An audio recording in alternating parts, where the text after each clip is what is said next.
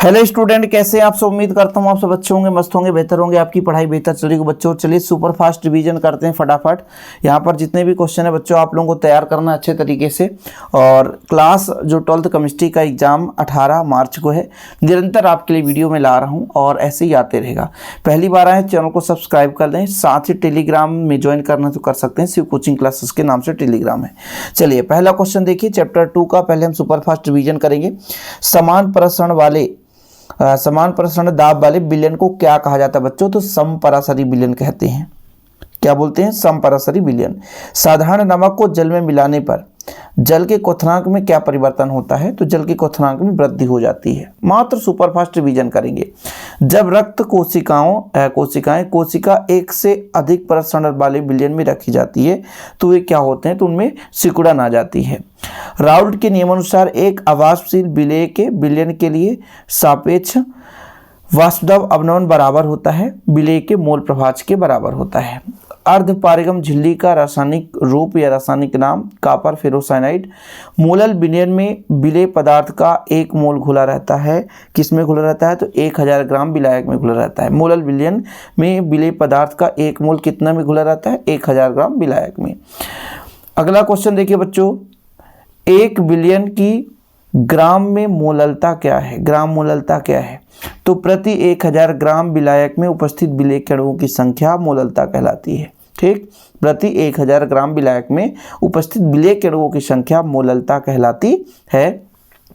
एक आदर्श विलयन किसे कहा जाता है? जो राउल्ट के नियम का पालन करता है उसे हम आदर्श विलयन कहते हैं। शुद्ध जल की मोललता बताइए आप। शुद्ध जल की मोललता है तो 55.55 या 55.56 भी देखने को मिल सकता है, तो आप लोग तैयार कर लेना। प्रसरण दाब ज्ञात करने का सूत्र पाई बराबर nRT/V। nRT/V। अगला नंबर देखिए, अणु संख्या के गुण के प्रेक्षित मान तथा अणुसंख्या गुण के सैद्धांतिक मान का अनुपात है बांड-ठाप गुणांक। मतलब अणुसंख्या गुण के प्रेक्षित मान और अणुसंख्या गुण के सैद्धांतिक मान के अनुपात को हम बांड-ठाप गुणांक कहते हैं। अगले प्रश्न पर देखिए, विलयन में विलेय की समान स्थिति दर्शाने वाले बांड-ठाप गुणांक का मान कितना होता है? 1 होता है। वाष्प दाब में आपेक्षिक अवनमन का व्यंजक है P0A या P0A माइनस PA/P0A। 1 लीटर विलयन में उपस्थित विलेय के मोलों की संख्या मोलरता कहलाती है। इसके पहले बच्चों हमने आपको बताया था कि 1000 ग्राम विलायक में उपस्थित विलेय के मोलों की संख्या मोललता। अब यदि 1 लीटर विलयन में उपस्थित विलेय के मोलों की संख्या तो मोलरता कहलाती है। ऊंचे स्थानों पर जल का क्वथनांक घट जाता है। क्यों? क्योंकि ऊंचे स्थान पर हम जाते हैं तो वायुमंडलीय दाब कम हो जाता है, इसलिए जल का क्वथनांक घट जाता है। द्रव मिश्रण जो बिना संघटक परिवर्तन किए हुए उबलता है उसे क्या बोलते हैं? एजियोट्रॉप मिश्रण। क्या? एजियोट्रॉप मिश्रण। अर्धपारगम झिल्ली किसके अणुओं को पार करने देते हैं? तो भैया विलायक के अणुओं को पार करने देते हैं। अर्धपारगम झिल्ली किसके अणुओं को पार कर देते हैं? विलायक के अणुओं को पार कर देते हैं। मोललता का मात्रक क्या बच्चों? मोल प्रति किलोग्राम। मोललता का मात्रक मोल प्रति किलोग्राम। प्रदूषण व्यक्त करने की इकाई की है क्या है बच्चों? ppm, पार्ट्स पर मिलियन।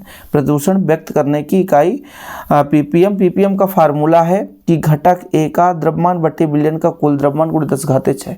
मतलब एक घटक है उसका द्रव्यमान बटा विलयन का कुल द्रव्यमान गुणे 10⁻6 होता है। मोलरता की इकाई है मोल प्रति लीटर या मोल DM³। ठीक है, मोल प्रति लीटर, यहाँ पर मोल प्रति लीटर। किसी भी तनु विलयन के वे गुण सूत्र जो विलयन में उपस्थित विलेय की संख्या पर निर्भर करते हैं।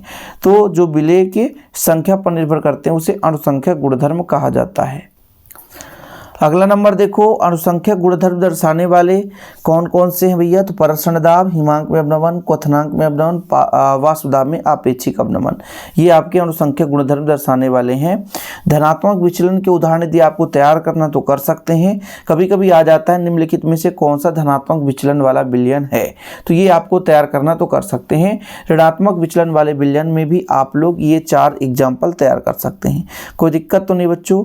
क्लियर है। एंटीफ्रीज किसे कहा जाता है? Ethylene glycol. Antifreeze ethylene glycol. अगले चैप्टर पे चलते हैं बच्चों। विशिष्ट चालकता किसके बराबर होता है? तो K बराबर 1/R गुणे L/A। ठीक है। विशिष्ट प्रतिरोध का व्युत्क्रम विशिष्ट चालकता कहलाता है। विशिष्ट प्रतिरोध रो बराबर कितना होता है, यहाँ पर प्रतिरोधकता जिसे बोलते हैं, रो बराबर होता है RA/L। इसका यदि उल्टा कर दोगे आप, यानी K बराबर, तो ये उल्टा हो जाएगा बच्चों, तो L/RA। वही चीज़ तो बोला गया कि 1/R इंटू L/A। ये आपका क्या है, विशिष्ट चालकता K बराबर। विशिष्ट प्रतिरोध का व्युत्क्रम विशिष्ट चालकता है। सेल स्थिरांक का मान क्या है कि भाई दोनों इलेक्ट्रोडों के बीच की दूरी और इलेक्ट्रोड के क्षेत्रफल का अनुपात L/A।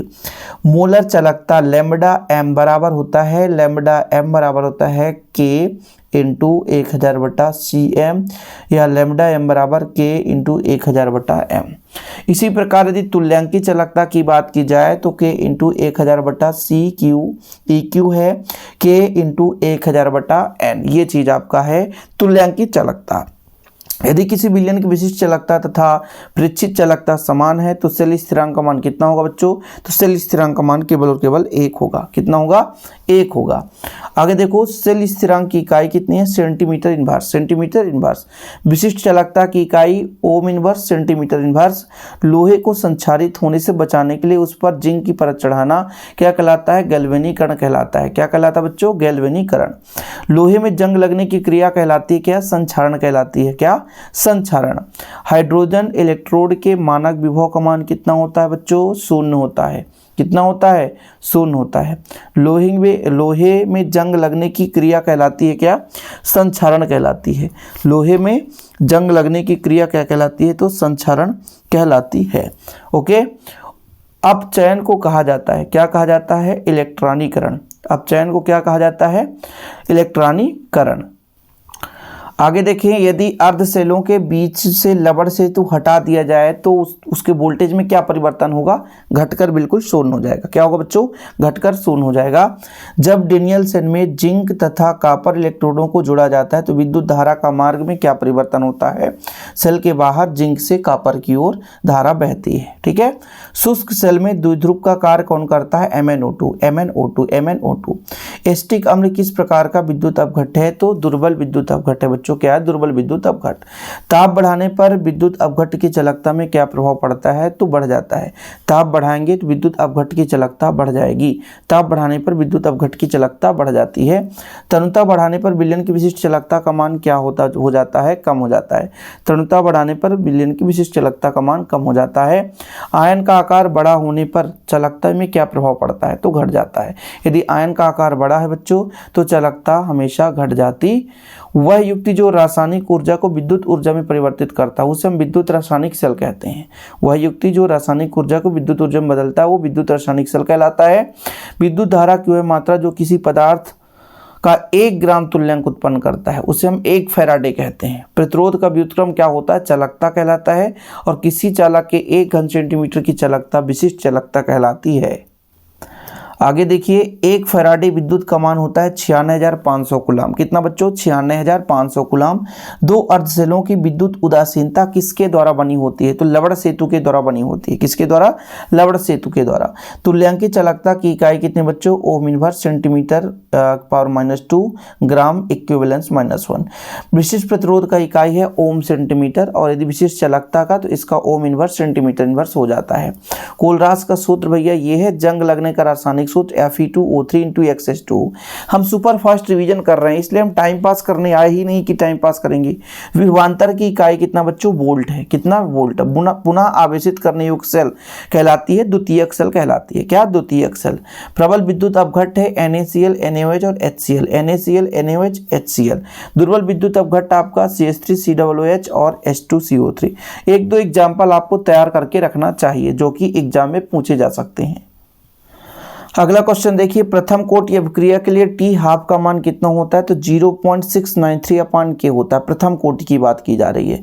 ठीक है। आर्हीनियस समीकरण के बराबर AE⁻∆EA/RT। प्रथम कोटि अभिक्रिया के लिए वेग स्थिरांक की इकाई कितना है, सेकेंड इनवर्स। कितना, सेकेंड इनवर्स। शून्य कोटि का भी भैया तो mole litre inverse second inverse. शून्य कोटि के लिए वेग स्थिरांक की इकाई mole litre inverse second inverse. अणुओं की अभिक्रिया में भाग लेने वाले न्यूनतम आवश्यक ऊर्जा, भाग लेने हेतु जो ऊर्जा आवश्यक होती है न्यूनतम, उस सक्रियण ऊर्जा कहलाती है। द्रव्यानुपाती क्रिया का नियम किसने दिया? गोल्डबर्ग एवं बागे ने दिया। अभिक्रिया दर का मात्रक है mole litre inverse second inverse. Mole litre inverse second inverse. किसी अभिक्रिया की दर अभिकारक के सांद्रण पर निर्भर करती है तो उस अभिक्रिया की कोटि होगी वो शून्य होगी। कितनी होगी बच्चों? शून्य होगी। अभिक्रिया में भाग लेने वाले कुल अणुओं की संख्या कहलाती है आणविकता। क्या कहलाती है? आणविकता कहलाती है। किसी अभिक्रिया की क्रियाविधि में मंद गति से चलने वाले पद कहलाते हैं तो दर निर्धारक पद। क्या कहलाते हैं बच्चों? दर निर्धारक पद कहलाते हैं। वही अभिक्रियाएं जो विकिरण के अवशोषण से उत्पन्न होती है या संपन्न होती है उसे हम प्रकाश रासायनिक अभिक्रिया कहते हैं। इसके बाद अगला क्वेश्चन देखिएगा, अभिकारकों के निम्नतम और उच्चतम ऊर्जा अवस्था का अंतर कहलाता है सक्रियण ऊर्जा। तृतीय कोटि के अभिक्रिया के लिए दर्ज स्थिरांक का इकाई मोल का पावर -2, लीटर का +2 और लीटर सेकेंड इनवर्स। ठीक। प्रथम कोटि अभिक्रिया के लिए दर का व्यंजक 2.303/T log 10 A/A-x। ठीक है। क्वांटम दक्षता का फार्मूला क्या है? विघटित अणुओं की संख्या बटा अवशोषित फोटॉनों की संख्या क्वांटम दक्षता कहलाती है। तीव्र अभिक्रिया संपन्न होने में जो समय लगता है 10⁻⁻ सेकेंड से भी कम। द्वितीय कोटि के लिए mole inverse litre second inverse. Mole inverse litre second inverse. आगे देखिए, अभिक्रिया की दर अभिकारक के सांद्रण के समानुपाती होता है। दर समीकरण में -dx/dt क्या दर्शाता है? माइनस का मतलब होता है कमी। अभिकारक के सांद्रता में कमी के पद को दर्शाएगा बच्चों। आगे देखिए, कारक जिस पर प्रथम कोटि की अभिक्रिया का वेग स्थिरांक निर्भर नहीं करता। किस पर निर्भर नहीं करता? ताप, सक्रियण ऊर्जा उत्प्रेरक। तो क्रिया कारक की सांद्रता पर निर्भर नहीं करता। Option number D. इसके बाद आगे क्वेश्चन देखिए बच्चों, संक्रमण तत्वों का समान इलेक्ट्रॉनिक विन्यास बताना है तो n-1d 1 to 10 NH2, n-1d 1 to 10 NH2। Lanthanide संकुचन का क्या कारण है बच्चों? तो F कक्षकों का नगण्य परिरक्षण प्रभाव। F कक्षकों का नगण्य मतलब बहुत कम परिरक्षण प्रभाव लेंथेनाइट संकुचन का विशेष कारण होता है। मोहर लवण का सूत्र क्या है बच्चों? FeSO4 × NH4 का होल ट्वाइस SO4 × 6H2O मोहर लवण का सूत्र है। क्रोमियम का वाह इलेक्ट्रॉनिक विन्यास बताइए तो 4s1 3d5। कॉपर का इलेक्ट्रॉनिक विन्यास बाह्य इलेक्ट्रॉनिक विन्यास बता दो तो 4s1 3d10। Fe2 positive ion में अयुग्मित इलेक्ट्रॉन की संख्या 4 होती है। KMnO4 का ऑक्सीकरण +7 होता है ना। KMnO4 में ऑक्सीजन का यहाँ पर ऑक्सीजन नहीं, Mn का ऑक्सीकरण संख्या Mn का +7। संक्रमण तत्वों में रंगीन आयन होने के क्या कारण? डी कक्षक में अयुग्मित इलेक्ट्रॉन। आयरन, कोबाल्ट, निकेल धातुओं को क्या कहा जाता है? सिक्का धातु कहते हैं। F ब्लॉक के तत्व कहलाते हैं अंतर संक्रमण तत्व कहलाते हैं। क्या? अंतर संक्रमण तत्व। निम्नतर ऑक्सीकरण अवस्था प्रदर्शित करने वाले संक्रमण धातु की प्रकृति कैसी होती है बच्चों? क्षारीय प्रकृति होती है। कैसी? क्षारीय प्रकृति। Fe3 पॉजिटिव में अयुग्मित इलेक्ट्रॉनों की अधिकतम संख्या कितनी होती है? 5। Fe3 पॉजिटिव में अयुग्मित इलेक्ट्रॉनों की अधिकतम संख्या 5 होती है। लेंथेनम की कौन सी ऑक्सीकरण अवस्था अधिक स्थायी होती है? तो +3 अधिक स्थायी होती है। आगे देखिएगा, HgCl2 तथा Ki का क्षारीय विलयन क्या कहलाता है बच्चों? नेस्लर अभिकर्मक कहलाता है। HgCl2 तथा Ki का क्षारीय विलयन नेस्लर अभिकर्मक। डी ब्लॉक के तत्वों में Zn परिवर्ती संयोजकता प्रदर्शित नहीं करता। क्यों? तो डी कक्षक के पूर्ण भरे होने के कारण। जैसे Zn के डी कक्षक यदि पूर्ण भरे हैं तो परिवर्ती संयोजकता प्रदर्शित नहीं करेगा। लूनर कास्टिक किसे कहते हैं बच्चों? AgNO3 को लूनर कास्टिक कहा जाता है। AgNO3। कॉपर की सर्वाधिक महत्वपूर्ण ऑक्सीकरण अवस्था क्या है? +2। कॉपर की सर्वाधिक महत्वपूर्ण ऑक्सीकरण अवस्था +2। परमाणु क्रमांक में वृद्धि के साथ त्रिसंयोजी धनायनों के आकार में क्या परिवर्तन होता है? घटता है, कमी होता है। ठीक है। संक्रमण तत्व और उनके यौगिक किस रूप में प्रयोग किए जाते हैं? तो उत्प्रेरक के रूप में प्रयोग किए जाते हैं। किस रूप में बच्चों? उत्प्रेरक के रूप में। अंतः संक्रमण तत्वों का इलेक्ट्रॉनिक विन्यास n-2 F1 to 14, n-1 D 1 to 2 है ना, और NH2 अंतः संक्रमण तत्वों का इलेक्ट्रॉनिक विन्यास है।